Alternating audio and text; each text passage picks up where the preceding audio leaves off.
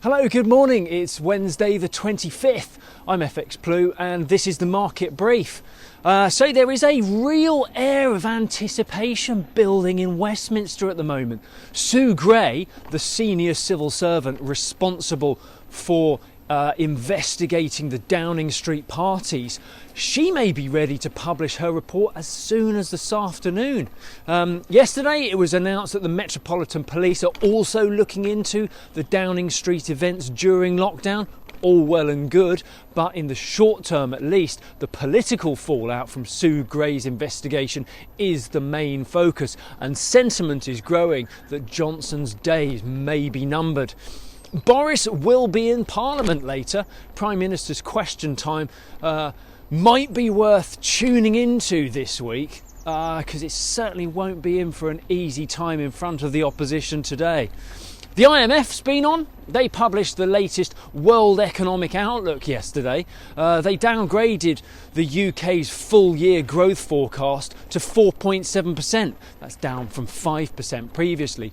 Broadly, that's due to the increased energy costs and the lingering effect of Omicron. Even so, the UK is expected to see the strongest growth of the industrialised nations, so it's not all doom and gloom. In the market, sterling is suffering slightly from the recent dollar ascent. The dollar rally has certainly been helped in part by a flight to safety, but anticipation for a positive Fed meeting has also added interest in the dollar holdings. We fell to 134.35 against the dollar yesterday, but we have recovered and we opened this morning around the 135 mark. Against the euro, sterling is holding steady around 119.50. Over in the US, consumer confidence is still reasonably buoyant. That is, despite fears that Omicron is hanging around longer than expected.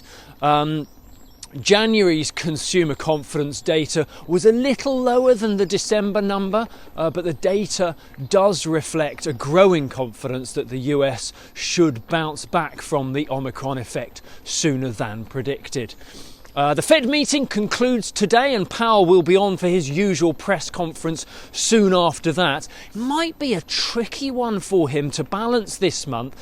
On one hand, if he remains upbeat like he has been at the past two meetings, it will play into to those concerned that the brakes are being applied a little too hard.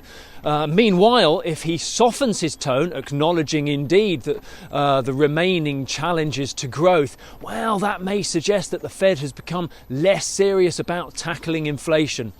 We'll find out around lunchtime today.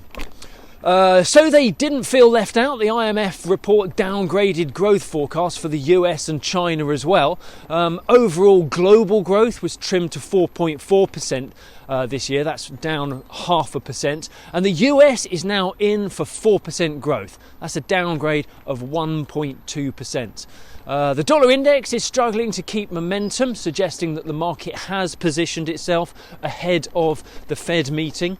Yesterday we touched 96.30 on the high, but we slipped back to close around the 96 level. And euro dollar opens this morning around 113. That's it from me. Have a great day. Join me again tomorrow. If you do not have a clue, then just tweet through and ask FX Blue.